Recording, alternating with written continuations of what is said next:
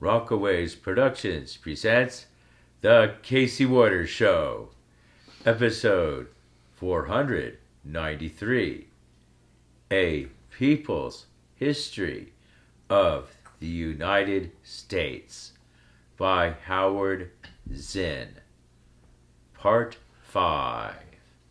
Hello, I'm your host, Casey Waters.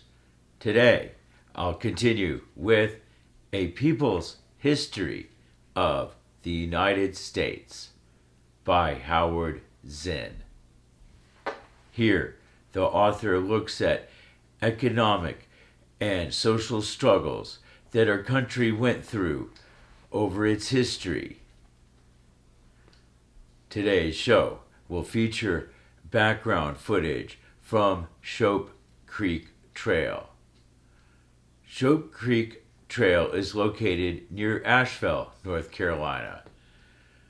To get there, take Riceville Road, starting from the Veterans Administration Hospital.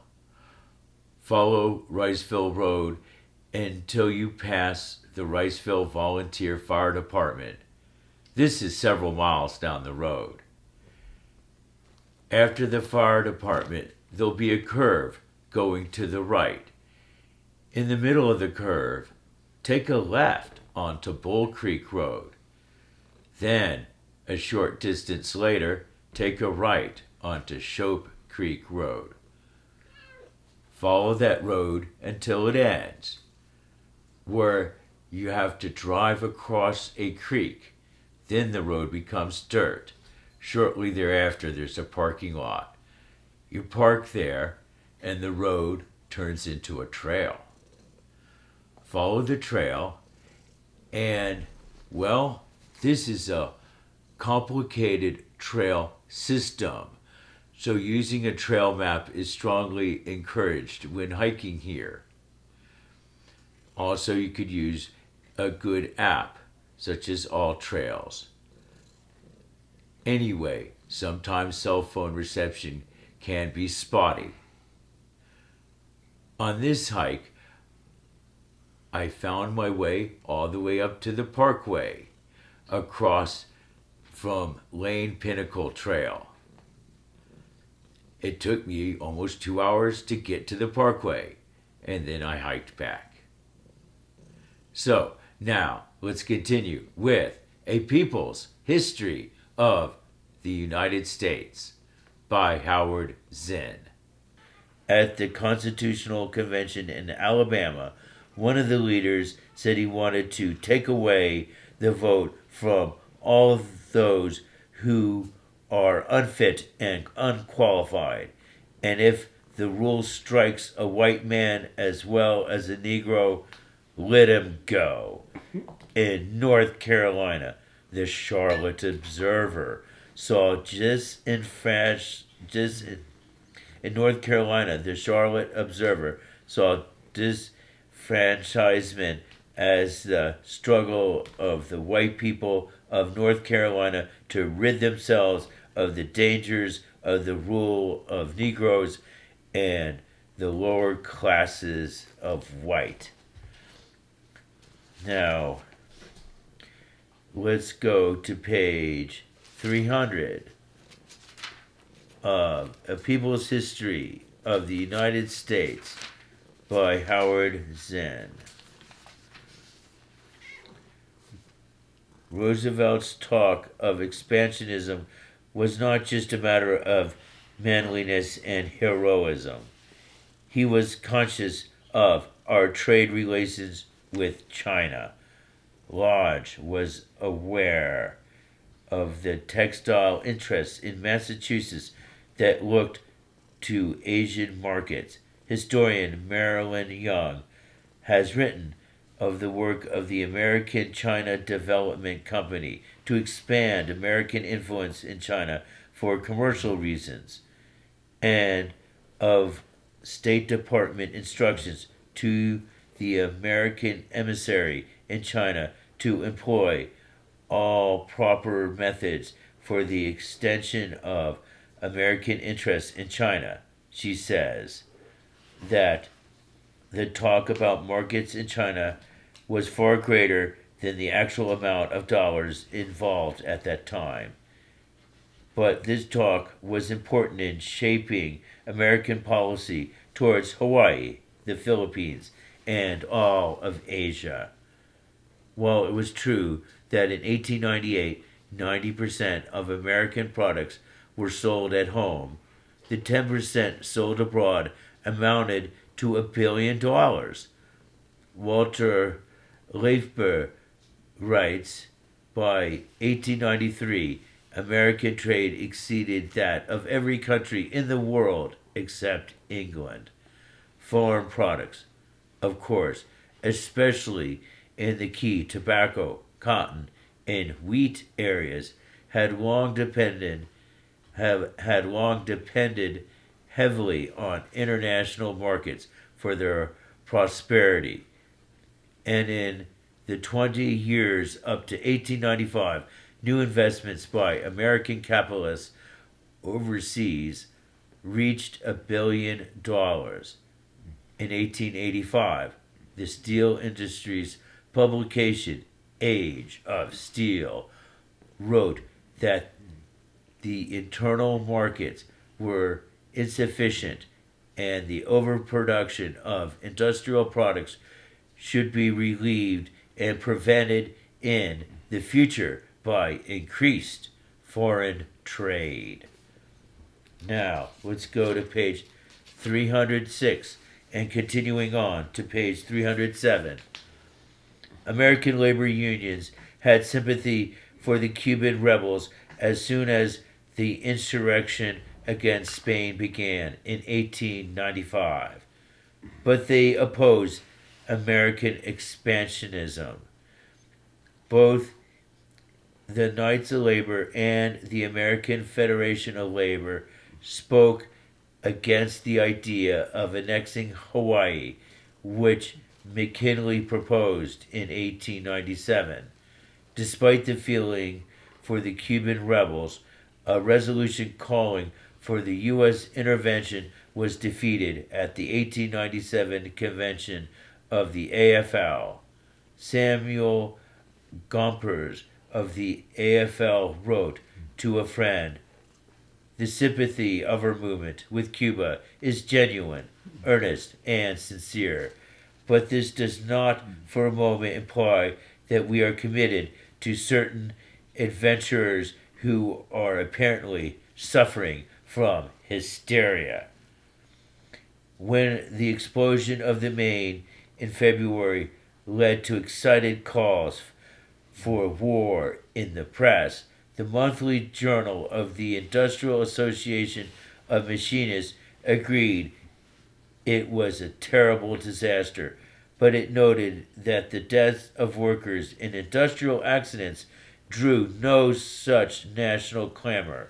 It pointed to the Latimer Massacre of September 10th, 1897, during a coal strike in Pennsylvania. Miners marching on a highway to the Latimer mine. Austrians, Hungarians, Italians, Germans, who had originally been imported as strikebreakers, but then organized themselves, refused to disperse, whereupon the sheriff and his deputies opened fire, killing 19 of them, most shot in the back, with no outcry from the press. The Labor Journal said that the carnival of carnage that takes place every day, month, and year in the realm of industry, the thousands of useful lives that are annually sacrificed to the Moloch of greed, the blood tribute paid by labor to capitalism brings forth no shout for vengeance and reparation. Death comes in thousands of instances in mill and mine, claims his victims, and no popular uproar is heard. The official organ of the Connecticut AFL, the Craftsmen, also warned about the hysteria worked up by the sinking of the Maine. A gigantic and cunningly devised scheme is being worked ostensibly to place the United States in the front rank as a naval and military power. The real reason is that the capitalists will have the whole thing, and when any working men dare to ask for the living wage, they will be shot down like dogs in the streets. Now, let's go to page 308 of A People's History of the United States by Howard Zinn. The prediction made by longshoreman Bolton Hall of wartime corruption and profiteering turned out to be remarkably accurate. Richard Morris's Encyclopedia of American History gives startling figures. Of the more than 274,000 officers and men who served in the Army during the Spanish-American War and the period of demobilization, 5,462 died in various theaters of operation and in camps in the U.S. Only 379 of the deaths were battle casualties, the remainder being attributed to disease and other causes. The same figures were given by Walter Millis in his book The Martial Spirit. In the encyclopedia, they are given tersely and without mention of the embalmed beef, an Army general's term, sold to the Army by the meat packers. Meat preserved with boric acid, nitrate of potash, and artificial coloring matter. In May of 1898, Armour and Company, the big meat-packing company of Chicago, sold the Army 500,000 pounds of beef which had been sent to Liverpool a year earlier and had been returned.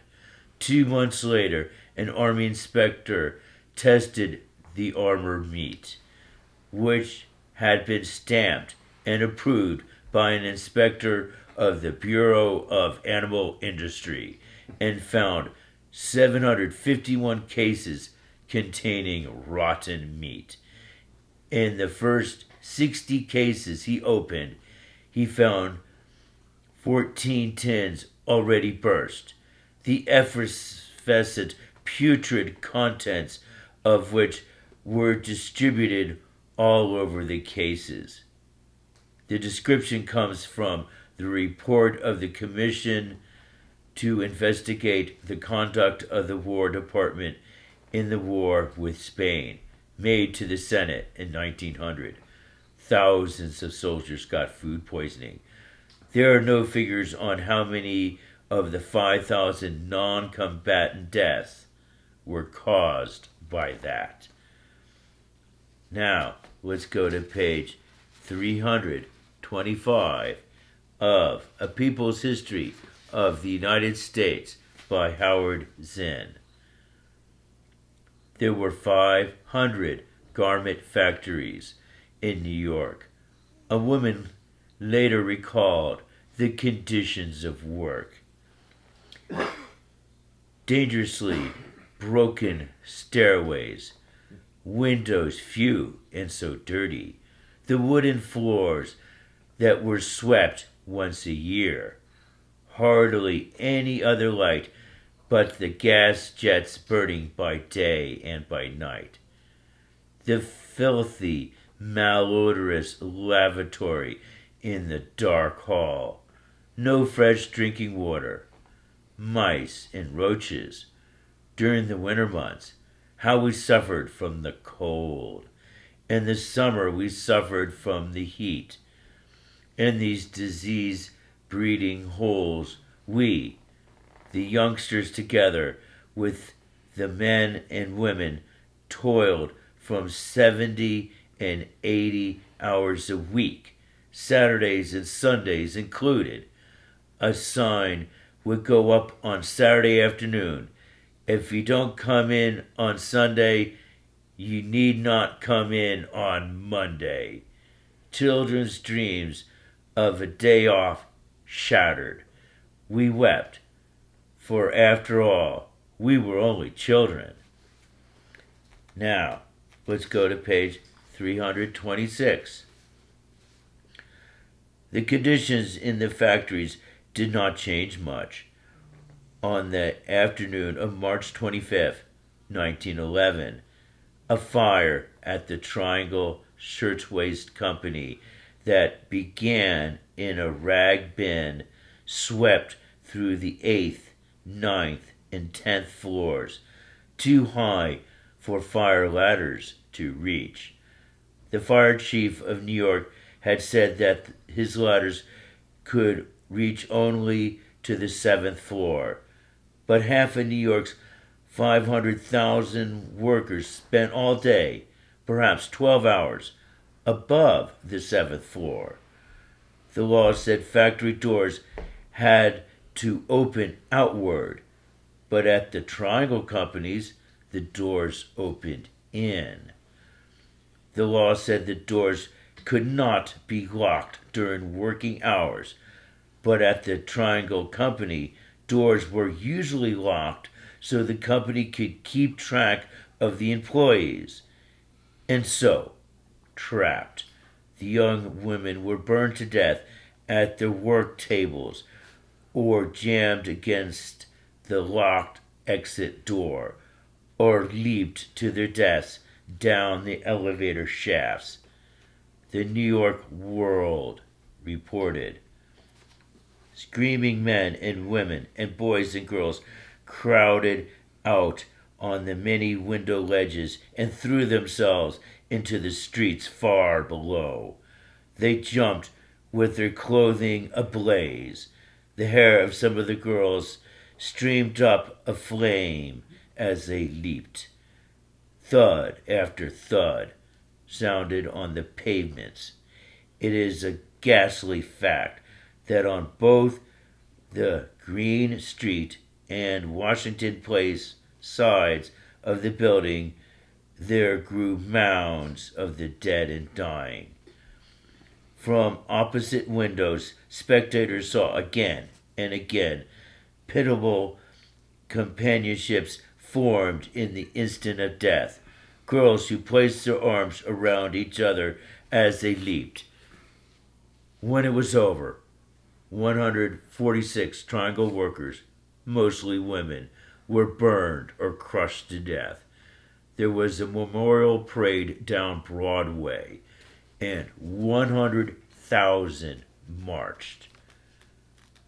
Now, let's go to page 331 of A People's History of the United States by Howard Zinn. The idea of anarcho-syndicalism was developing strongly in Spain and Italy and France at this time, that the workers would take power not by seizing the state machinery in an armed rebellion, but by bringing the economic system to a halt in a general strike, then taking it over to use for good of all. IWW organizer Joseph Ettore said, "If the workers of the world want to win, all they have to do is recognize their own solidarity. They have nothing to do but fold their arms and the world will stop. The workers are more powerful with their hands in their pockets than all the property of the capitalists." It was an immensely powerful idea. In the 10 exciting years after its birth, the IWW became a threat to the capitalist class exactly when capitalist growth was enormous and profits huge. The IWW never had more than 5 to 10,000 enrolled members at any one time. People came and went, and perhaps 100,000 were members at one time or another. But their energy, their persistence, their inspiration to others, their ability to mobilize thousands at one place, one time, made them an influence on the country far beyond their numbers. Now, let's go to page 350. For instance, Theodore Roosevelt made a reputation for himself as a trust buster, although his successor, Taft, a conservative, while Roosevelt was a progressive, launched more antitrust suits than did Roosevelt. In fact, as Weeb points out, two of J.P. Morgan's men, Albert Gary, chairman of U.S. Steel, and George Perkins, who would later become a campaigner for Roosevelt, arranged a general understanding with Roosevelt by which they would cooperate in any investigation by the Bureau of Corporations in return for a guarantee of their company's legality. They would do this through private negotiations with the president, a gentleman's agreement between reasonable people, Weeb says, with a bit of sarcasm.